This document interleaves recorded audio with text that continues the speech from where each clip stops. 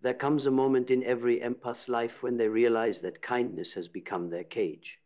It doesn't happen in a flash of anger or defiance. It happens in silence, in exhaustion, in that hollow ache that comes from saying yes when every cell in your body was screaming no. You see, the empath's tragedy isn't that they feel too much. It's that they were never taught what to do with what they feel. From childhood, they learned that love was conditional. That approval came when they made others comfortable. That peace meant surrendering their own needs, swallowing their voice, and calling it compassion. And so they became what the world demanded: endlessly understanding, endlessly available, endlessly forgiving. But in the process, they began to disappear. Carl Jung once wrote, "The privilege of a lifetime is to become who you truly are." But how can an empath become anything when their entire existence is shaped around who everyone else needs them to be? They say yes because they fear being called selfish. They say yes because they believe rejection means unworthiness. They say yes because somewhere deep inside they've mistaken self-abandonment for love. And it works for a while. People praise them for being so kind, so patient, so giving. But beneath that praise lies the quiet decay of the self. Every unspoken no corrodes the spirit. Every forced smile buries another truth.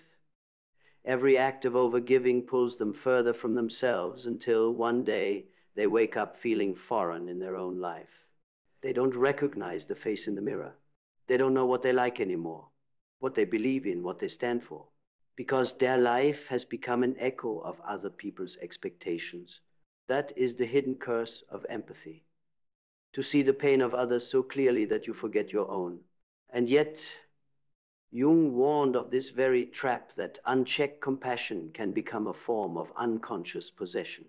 When you absorb too much of others' suffering, you stop being a person and become an emotional vessel for their unresolved pain. You think you're helping, but you're only perpetuating their dependence and your depletion. It is not empathy that destroys you, it is the absence of boundaries within it. Because empathy without boundaries is not love, it is servitude. It is the quiet suicide of the soul disguised as virtue. But the universe has a way of forcing awakenings.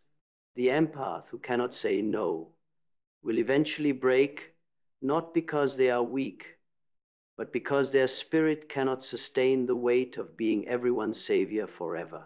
The breaking does not come with rage. It comes with numbness. One day they realize they no longer care about the things they used to care about. Their compassion has dried into apathy. Their giving feels hollow. Their kindness feels forced. They have given so much of themselves away that nothing remains to give. And that's when the ego crumbles, when the archetype of the good person collapses under the weight of its own illusion. It is a necessary death, because the empath cannot awaken until the martyr within them dies. In that dark night of the soul, they begin to see their patterns not as noble but as unconscious. They realize that the desire to help was not always born of love. Sometimes it was born of guilt, of fear, of the desperate need to feel needed. They begin to see that their empathy was never meant to be a weapon against themselves. This is the turning point, when the empath begins to remember that no is not rejection. It is redirection. It is the sacred gate that protects what is still pure inside of them. At first, saying no feels wrong.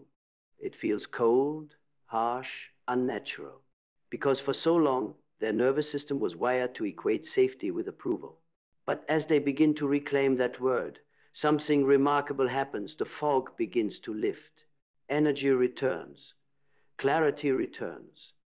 The inner voice, long silenced beneath the noise of obligation, begins to whisper again. And that whisper says, "You do not owe anyone your energy. You do not have to rescue anyone to prove your worth. You do not have to sacrifice yourself to be loved." This is what Jung called individuation, the process of becoming whole, of integrating the shadow that says enough. For the empaths, this means embracing the side of themselves they were taught to suppress. The assertive one, the boundary maker, the self-protector. They realize that saying no is not cruelty, it is consciousness. That love without self-respect is not love, it is dependency.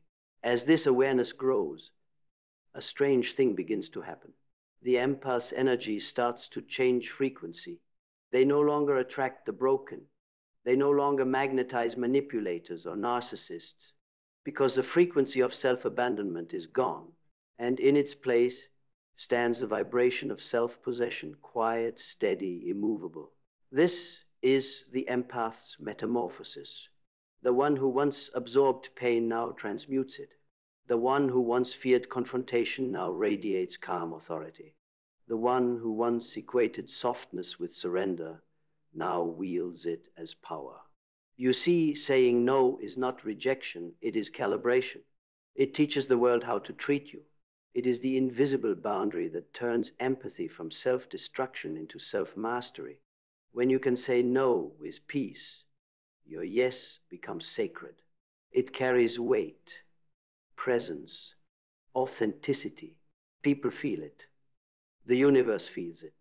Your energy stops leaking into every request, every demand, every emotional storm that passes your way. It becomes concentrated, potent, magnetic. This is when the empath's life begins to change, because energy once reclaimed begins to reshape destiny.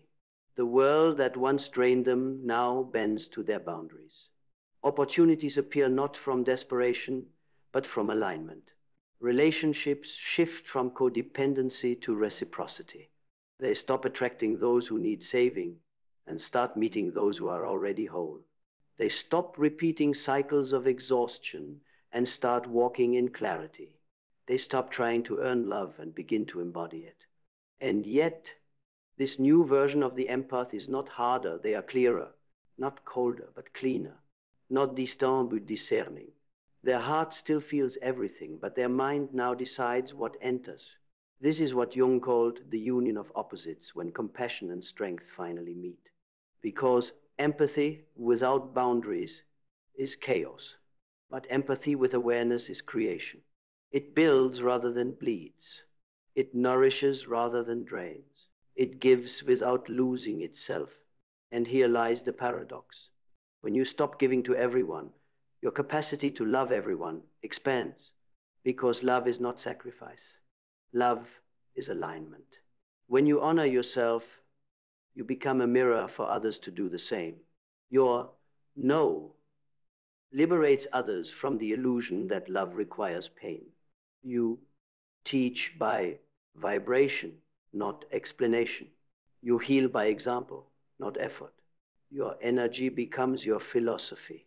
This is the empath's true purpose, not to carry the suffering of the world, but to awaken it, to show through presence, not performance, what it means to love without losing yourself. When you reach this state, something profound occurs. Peace no longer depends on circumstance, because peace is no longer something you chase, it is something you are. You stop trying to fix people, situations, outcomes. You stop negotiating with energy that dishonors you. You stop explaining your worth to those committed to misunderstanding it. This is the empath's final freedom, the ability to remain open-hearted in a world that profits from closed minds, to stay kind in a society that mistakes cruelty for strength, and to be self-respecting in a culture that glorifies self-sacrifice. You begin to see life as it truly is, a field of energy responding to your state of being. When you are drained, you attract the draining. When you are centered, you attract the aligned. When you are sovereign, you attract the divine. And so saying no becomes not just an act of survival, but of creation. Every no is a spell cast for your own becoming. Every boundary is a prayer for your higher self. Every refusal to shrink is a declaration of rebirth. You realize that empathy was never your weakness. It was your raw material, the unrefined power that only needed direction. Boundaries give it that direction. Consciousness gives it shape. Discipline gives it endurance. And through this, the empath becomes what Jung called the integrated soul, both human and divine, compassionate yet commanding, soft but unbreakable. This is when you finally understand. Saying no is not rejection of others, it is recognition of self. It is the moment you stop bleeding for love and start breathing it. It is the threshold between being needed and being known. It is the bridge between victimhood and mastery. And once you cross that bridge, you do not return. You can't. Because once you've tasted your own power, compliance loses its flavor. Once you've felt your own energy, dependence becomes unbearable. Once you've said no with truth, every false yes feels like death. So if you are an empath standing on the edge of that awakening, trembling with the fear of disappointing others, let this be your reminder. You are not here to keep the world comfortable. You are here to keep your soul alive. And the moment you choose yourself not out of ego, but out of truth, you stop losing energy and start generating it. You stop existing as someone's emotional anchor and start rising as your own source of light. That is a turning point. That is the brutal, beautiful liberation that begins when an empath finally whispers the most sacred word they were taught to fear. That word no is not the closing of a door. It is the opening of your life. It is the sound of truth cracking through the armor of old identity. It is a sound of your soul remembering that it was never meant to serve endlessly at the altar of other people's chaos. The empath's greatest illusion is that love must always be warm, but real love burns. It incinerates what is false, what is needy, what is parasitic. It teaches through destruction. It purifies through loss. It demands authenticity above comfort. And when the empath finally understands this, their entire relationship with love changes. They no longer mistake attachment for connection. They no longer confuse rescuing for intimacy. They no longer bend themselves into contortion to be chosen. They realize that love without boundaries is not love. It is bondage. And the ones who truly love you will never require your diminishment to feel secure. They will never ask you to dim your fire so they can feel warm. They will never confuse your silence with loyalty. The empath who has awakened begins to love differently, not as a sacrifice, but as an offering, not as obligation, but as overflow, not as a plea, but as presence. Their love becomes sovereign. It comes from fullness, not from lack. And when love comes from fullness, it heals without trying. It elevates without draining. It nourishes both the giver and the receiver. Jung said that wholeness is not achieved by cutting off parts of yourself, but by integrating them. The empath's wholeness begins when they integrate their shadow, the parts of themselves that were shamed into silence. The assertive one, the angry one, the selfish one, the powerful one. Because here is the truth. Selfishness is not the enemy of love. Selfishness is the embryo of individuality. It is the recognition that to give authentically, you must have something to give. It is not greed. It is grounding. It is not arrogance. It is awareness. Only those who know how to protect their energy know how to share it consciously. When the empath embraces their shadow, their energy becomes whole. There are no leaks, no fractures, no hidden bargains. They no longer give to be loved, they give because they are love. And that realization changes everything. People feel it when you no longer need them to fill your emptiness. They feel it when your empathy comes from strength instead of survival. Your presence begins to shift rooms, not through force, but through vibration. You see, energy doesn't lie. You can smile, you can nod, you can say all the right things, but your vibration will always reveal your truth. When your empathy is unconscious, it attracts chaos. When your empathy becomes conscious, it attracts alignment. That is why boundaries are spiritual technology. They recalibrate your frequency from desperation to direction.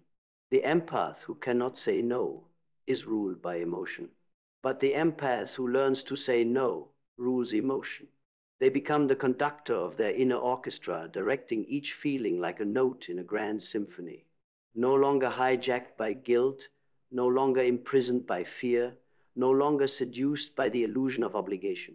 This is when the empath's energy sharpens into clarity. They begin to sense the motives behind words. They read between the lines of every interaction. They can feel manipulation before it even arrives, and they do not react. Because reaction is what feeds the old pattern. Observation starvesi. They move differently now. Slow, intentional, grounded. They listen more than they speak.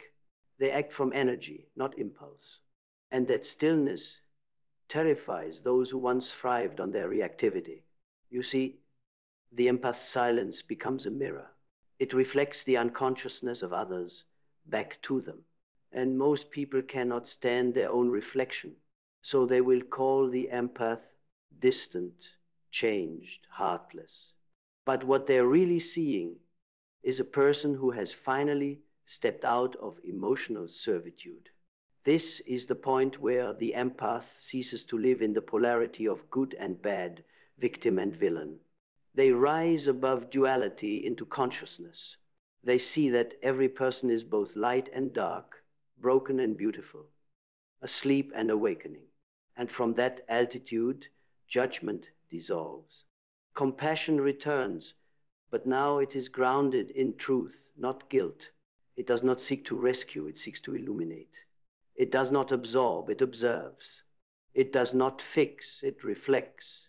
This is what Jung called the transcendent function, the ability to hold opposites within yourself without being torn apart. It is emotional alchemy, the transformation of empathy from reaction to wisdom. At this level, the empath becomes what the ancients called a seer. They no longer need to read faces or decode emotions. They simply know. Their intuition sharpens into insight. Their sensitivity becomes strategy. They can feel the trajectory of events before they unfold, not as mysticism, but as attunement. Because when you are no longer distracted by the noise of others' emotions, you begin to hear the signal of reality itself. And the signal speaks in energy, in synchronicity, in symbol. The empath who once drowned in emotion now navigates life by vibration. They stop asking, how do I feel? And start asking, what frequency am I choosing? Because feeling is not identity, it is data. And when you understand that, you stop taking everything personally. You stop drowning in every wave. You learn to surf it instead. This is the final evolution of empathy consciousness without contamination. It is when love becomes intelligent. It is when kindness becomes discerning. It is when softness becomes strength.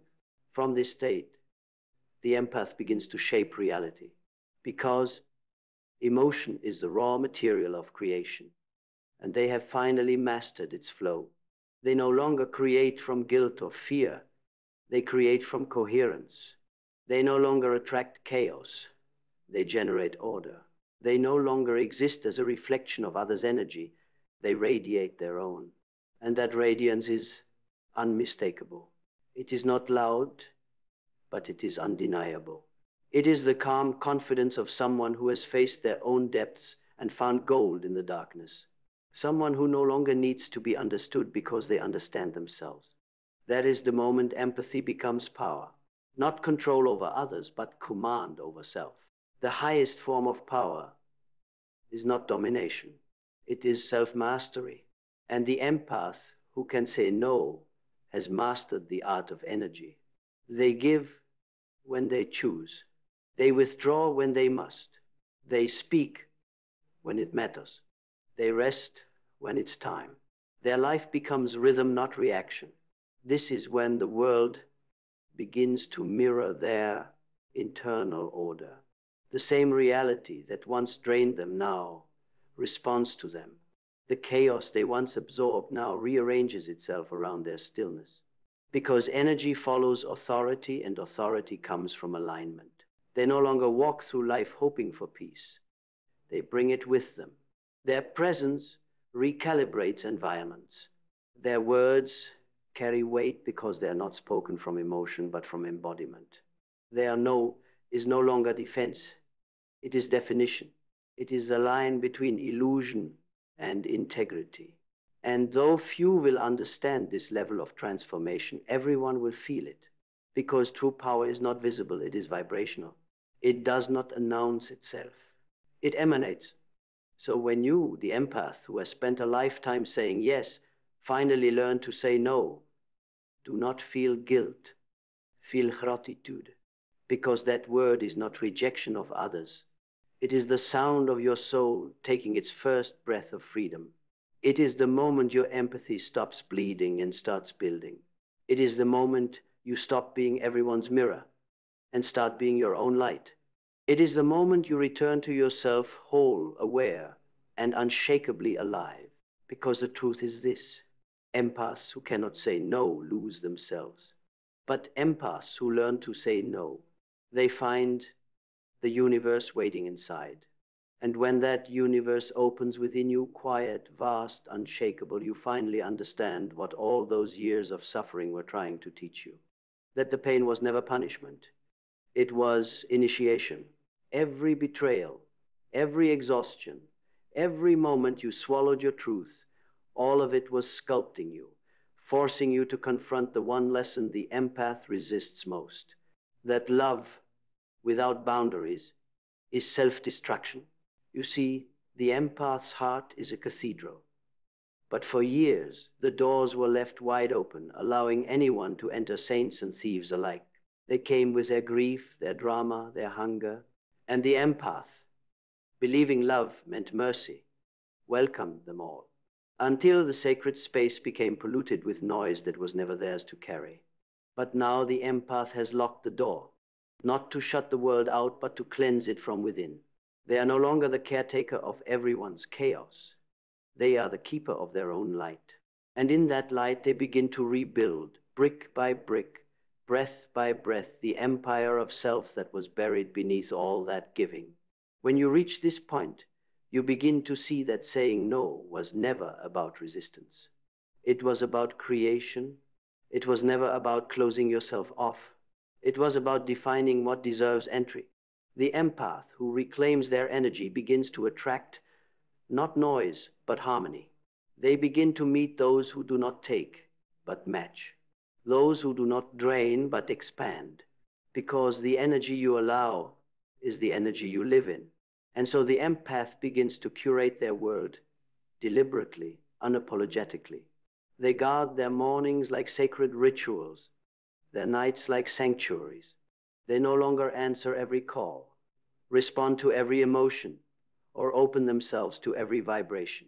They have learned the art of energetic minimalism, the power of less, because they understand now that attention is currency and energy is wealth. In this awareness, their life becomes cleaner, quieter. But within that quiet, there is power, the kind of power that cannot be borrowed, only built. It is not the power of dominance or ego. It is the power of coherence, the alignment of mind, heart, and soul into one unified signal. And the world, which once ignored their whispers, now bends toward their frequency. Because the universe does not respond to words, it responds to vibration. When your vibration says, "I am enough," life begins to echo it back. When your energy says, "I choose peace," chaos stops knocking. When your heart says, "I no longer chase," what belongs to you finds its way home. The empath becomes a magnet, not because they manifest, but because they embody. They no longer speak about boundaries. They are boundaries. They no longer seek validation. They radiate certainty. They no longer analyze emotions. They command energy. This is what Jung described as the completion of the self, the moment the conscious and unconscious merge, and a human being becomes whole. The empath who once existed in fragments torn between care and resentment, love and exhaustion, now operates as one. Their heart no longer fights their mind. Their empathy no longer fights their power. Their presence no longer leaks into the world. They have become what Jung called the individuated soul, the one who has faced their shadow and found it to be their teacher. And the greatest shadow the empath ever faced was not cruelty. It was guilt. Guilt for choosing themselves. Guilt for walking away. guilt for saying no. But guilt is not morality. Guilt is conditioning. It is the echo of a world that profits from your compliance. It is the voice of the old self begging for permission to remain small. And when you finally stop obeying it, you step into your true nature, not the empath who suffers, but the empath who creates. Because empathy was never meant to be reactionary. It was meant to be visionary. It was never about feeling others' pain. It was about sensing potential, the pulse of possibility beneath the surface of things. When you stop drowning in emotion, you begin to feel the deeper current of creation. Now the empath sees patterns in chaos. They see meaning in coincidence. They hear guidance in silence. They no longer interpret life as punishment, but as poetry. Every event becomes archetype. Every relationship becomes mirror. Every challenge becomes initiation. They no longer ask, why is this happening to me? They ask, what part of me called this in? Because they understand that every frequency you emit is an invitation. And now that they have mastered their own frequency, nothing unconscious enters their field. This is the moment when empathy becomes sovereignty. They can walk through the suffering of the world without being pulled into it. They can hold space for others' tears without losing their own joy. They can forgive without reopening old wounds. They can listen without absorbing, love without losing, give without gasping. And in that balance, they find something they've never truly known: peace. Not the fragile peace that depends on others behaving, not the conditional peace that comes from control, but the deep, immovable peace of alignment, the peace of being unshakably you. This peace changes everything. It changes the tone of your voice, the rhythm of your thoughts, the way you breathe. It sharpens your intuition and slows your reactions. You start to realize that there's no need to chase or prove, only to tune and allow. The empath who could not say no becomes the one who rarely needs to say it, because their energy now speaks before they do. Their presence sets the tone. Their boundaries set the law. People sense it not through threat, but through resonance. You cannot manipulate what you cannot access. And the awakened empath is no longer accessible through guilt. This is the true end of emotional slavery. This is the emancipation of the soul. The empath no longer lives in reaction to others' needs. They live in devotion to their own evolution. Their life becomes art, not a performance, but a transmission. When they walk into a room, the air changes, not because they demand it, but because authenticity alters frequency. They carry stillness the way others carry noise. They become what Jung described as the living symbol of the self, an embodied reminder that wholeness is possible. And yet, even here, the journey is not done. Because to live as an awakened empath is to exist in constant awareness, not control, but consciousness. The moment you fall asleep to your truth, the world's noise will try to reclaim you. The moment you forget your worth, the old patterns will whisper again. But this time, you will not fall for it. You will feel the pull, and you will smile. Because now you know the difference between compassion and compliance, between love and obligation, between generosity and depletion. You will give, but only when it flows. You will care, but only when it serves truth. You will feel, but never at the cost of your center. And as you live from that balance, your empathy becomes leadership. Your energy becomes legacy. You stop trying to heal others. You begin to inspire them to heal themselves. Your life becomes the evidence of what boundaries make possible: freedom, peace, creation, power. This is the destiny of the empath, to evolve from absorber to alchemist, from caretaker to creator, from emotional servant to sovereign soul. So if you have spent years bleeding for others, mistaking your suffering for love, understand this: you were never broken. You were being initiated. The pain was the furnace. The exhaustion was the signal. The no you were afraid to say was the key to your liberation.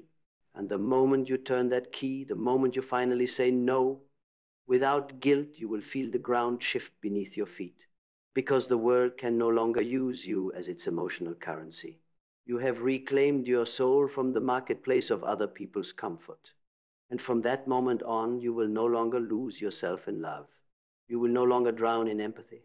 You will no longer apologize for existing in your own light. You will stand quietly, powerfully, in the truth that love does not require your disappearance, that boundaries are not walls, but doorways to higher consciousness. That empathy, when purified by awareness, becomes wisdom, and wisdom true, lived, embodied wisdom does not need to shout. It simply is. So let them call you distant. Let them say you've changed. They will never understand that your distance is devotion, devotion to your soul, your peace, your truth. You have not stopped caring. You have started choosing.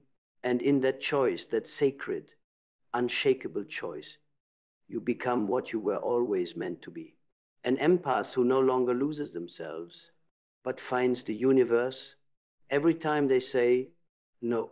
And in that stillness, in that quiet moment where you finally stop apologizing for your own existence, you realize something extraordinary.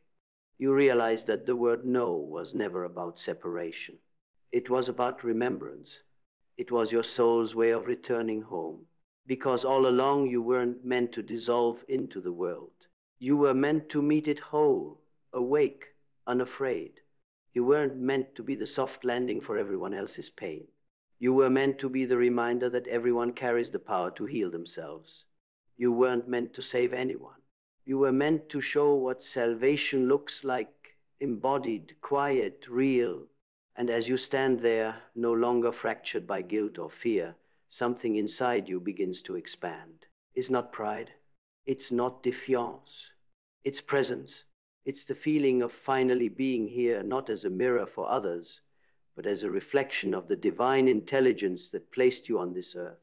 That's when you understand saying no was never the end of your empathy. It was the beginning of your truth. Because empathy without truth is martyrdom, but empathy aligned with truth is creation. You were never meant to disappear in the name of love. You were meant to embody it fiercely, consciously, unapologetically. Now the world feels different. The same places that once drained you now seem softer, quieter.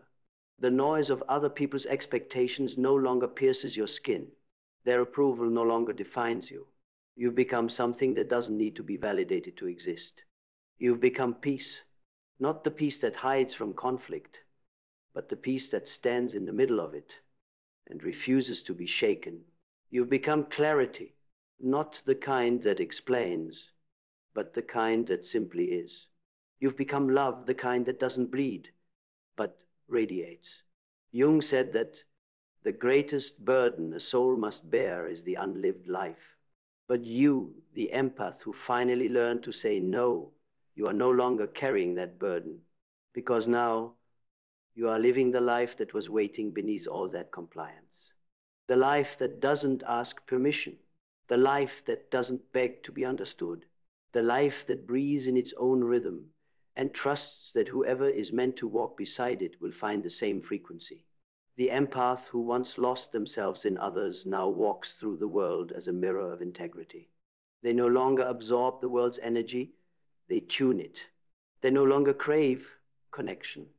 They become connection. They no longer chase meaning. They embody it. You realize, with a quiet kind of awe, that what you thought was your weakness, your sensitivity, your feeling, your heart was never a curse. It was raw, unrefined power waiting to be owned. And boundaries were the forge that shaped it into strength. Now your empathy doesn't ache. It leads. It doesn't plead. It commands. It doesn't collapse. It creates. You are no longer love that hurts. You are love that heals. You are no longer empathy that absorbs. You are empathy that transforms. You can walk through fire now and remain untouched, not because you are invulnerable, but because you have become transparent to illusion. You no longer resist life, you flow with it. You no longer fight for peace, you are peace. This is what it means to awaken. Not to escape humanity, but to live it consciously. To feel everything, yet be mastered by nothing. To open your heart, but never again lose yourself inside someone else's storm. And as you look back at the version of yourself that once couldn't say no, you feel no shame, only gratitude. Because that version of you was the doorway. The breaking was the becoming. The pain was the purification. Every yes that hurt you was leading here to this unshakable clarity, this sacred power, this calm that cannot be stolen. So now, when life asks you to choose, you no longer hesitate. You no longer ask, what will they think? You no longer wonder if your truth is too much. Because you have seen what happens when you abandon yourself and you will never go back. You know now that love without boundaries is not holy, that empathy without discernment is not enlightenment, that peace without power is not peace, it's silence born of fear. The empath who couldn't say no had to die so that the awakened one could live. And in that death, something eternal was reborn. The self that is both gentle and strong, humble and sovereign, feeling and free. So let the world call you guarded. Let them say you've changed. Let them misunderstand your silence, your distance, your peace. Because what they're really seeing is a person who has remembered their own divinity. You are no longer waiting for permission to exist. You are no longer begging for reciprocity. You are no longer dimming your light to make others comfortable. You are walking in the full spectrum of who you are. Light and shadow, empathy and boundary, love and law. And from this place, life bends toward you, not because you chase it, but because you are aligned with it. You've become the mirror of balance in a world still addicted to extremes. And through your example, others begin to remember that they too can love without losing themselves. So when you speak now, you speak softly but with authority. When you love deeply but with freedom. When you give fully but with discernment. And when you say no, it no longer trembles, it rings like truth, because you have learned the final lesson. To honor yourself is the highest form of love. To protect your energy is to protect your purpose. And to say no from peace, from presence, from power, is the most sacred yes to your own soul.